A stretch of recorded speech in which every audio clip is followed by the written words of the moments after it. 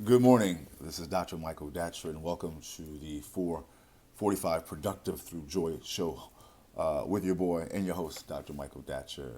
The show airs each weekday morning, hella early AF at 4:45 a.m. here on YouTube's Michael Datcher channel, and at 4:45 p.m. On Facebook Live. Today, we're talking about the mind and productivity. What is the connection between your mind, your mental space, how you approach thinking and visualizing and using the mind as a tool? How does that relate to productivity? A super important, very pragmatic and special topic today. For those of you who are new to the show, we speak to groups, schools, and organizations about being more productive through joy. You can go to productivethroughjoy.com or simply become a subscriber here to learn more about our powerful offerings. All right, let's dive into the topic. Allow me to say first a few more things about myself for those of you who are new to the show. This is your host and your boy, Dr. Michael Datcher. I am the author of the New York Times bestseller Raising Fences, which was a Today Show Book of the Month pick. That book's film rights were optioned by the actor Will Smith, whose people called My People, and I eventually agreed to write the screenplay to that particular project. I'm also the author of the acclaimed historical novel Americus, which is set 13 miles from Ferguson, where Michael Brown was murdered. And the story is about identical twin sons, one of whom gets vitiligo, the skin condition which makes black and brown folk primarily lose their skin coloring, their pigmentation in splotches. That book interrogates the intersection between race, violence, and family. Really, really powerful in America, which of course is apropos to what's happening in the country today. That book will be out May the 14th. That's crazy. That's in about 11 days. Look for that everywhere. I'll be on a book tour. You can see me all through social media, also all through the media. I'll be on the BBC Radio, the most popular show on BBC Radio Live interview Tuesday. No, when is that? Tuesday, yes. Tuesday, May the 15th. It'll be broadcast live, 6 p.m. our time here in America. You can just go to, if you don't have a satellite, you can just go to BBC Radio website.com. Right.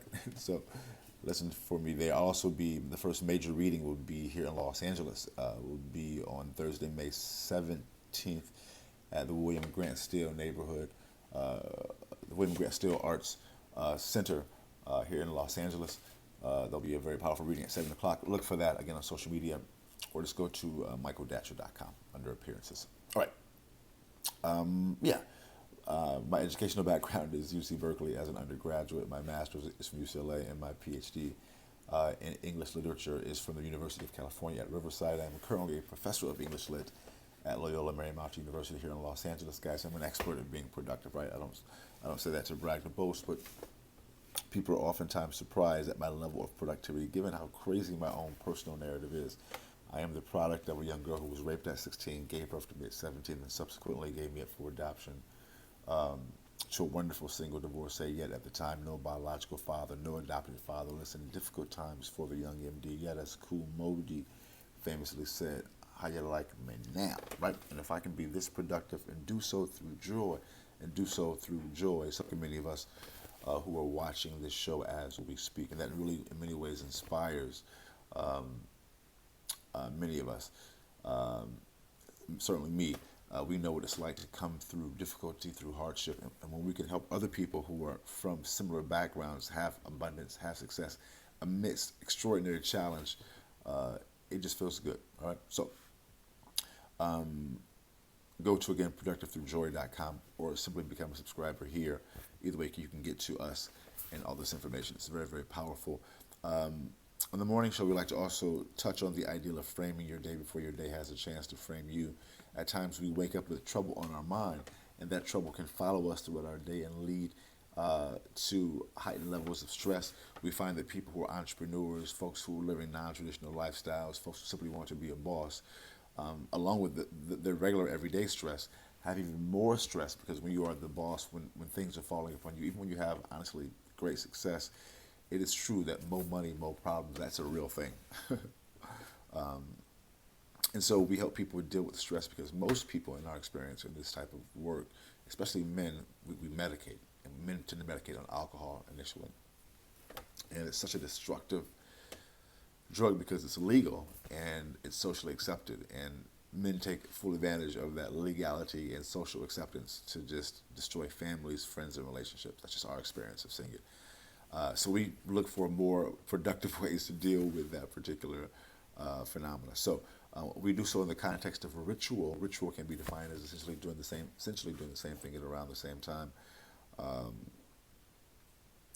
So let me give you my brief morning ritual to serve as an exemplar. In the mornings, I wake up at 3:30, including this morning. I read a couple of spiritual business books. I do our show right now at 4:45 a.m. here on YouTube's Michael Datcher channel. At 5, I work on my current book for a while longer. And then I go to the beach at sunrise. At sunrise, I walk out here to the beach. I live here along the coast in Venice Beach, California. So I bring my drum, I meditate, I pray, I do yoga. I come back, work on my current book for a little bit longer, go back to the beach, run up the coast all the way past Santa Monica's Pier, come all the way back, run all the way back to my gym here, Gold's Gym, to get my workout in, get my buff on. So guys, by 9:30, I'm feeling amazing. My body is being flooded with endorphins, and I leverage that endorphin release to move me towards my goals and objectives. Now, we're not saying do what I do, all that, although that, for me, that system has developed over the years. In the early part of this program, I could only get to 5 minutes, for example, meditating, because my mind is so mercurial. But the point is that we help individuals construct their own morning ritual based upon their lifestyle, their schedule, their time, their belief system at times. And that's a thing that you can constantly dip back into first in the morning, but as you go through your day, you can return to the principles or the ideas from that particular morning time. So in my morning time, I'm reading these a couple books. I'm reading 3 right now. One is called Cash in a Flash, which is a book that kind of combines spirituality with entrepreneurial exploits. I'm reading a book called Own the Moment, which is about really seizing the moments, and a book called The Nag Hammadi Library, or Reader, which is a compendium of spiritual texts from the early 2nd and 3rd century. So from those 3 books, I extract some wisdom, which I call the morning chant. Today's morning chant is, as a meditating natural mystic, I commune with the inner spirit in my mind's upper room, and she wisely leads me to love, justice, and abundance for myself, my family, and my community. And so I think about that idea throughout my day. I place it on my phone, for example, and also create the morning and afternoon shows based upon that particular reading. So today we're talking, for example, about the mind. Right? So let's dive in. Again, go to productivethroughjoy.com. See about us. We speak to groups, schools, and organizations. Have me come out and speak to your group, school, and organization. All right, let's talk. And so point 1 is, your mind is your greatest asset. It is. I mean, that is where ideas come from. As you look around your house, your place of employment, if you're at your office watching this, or at home watching this, your mind is your greatest asset, and it's evidence all around us, because everything that's man-made in front of you began in someone's mind as an idea. That's point 1. Understanding that your mind is your greatest asset. So as a result, point 2 is you want to cultivate your mind. I mean, I get it. In this world, people are encouraged not to think, not to cultivate their mind, because they're more easily controlled. I mean, you see that so much through the types of stimuli that's given out by the government, certain types of media. You think about conservative, like Fox News media.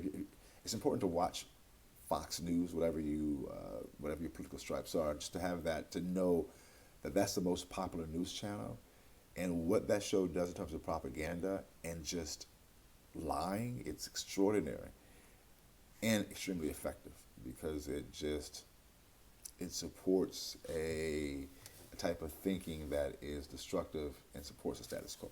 But you want to be able to do something, you want to cultivate that mind, which goes into point 3. As you begin to cultivate the mind, guys, what you'll begin to see is an up-leveling of productivity. You're going to be able to use that imagination, for example, to visualize and virtualize what you want for your life, what you want for your family, what you want for your friends and relations. Learn more about the process by going to productivethroughjoy.com. Reach out to me, reach out to us.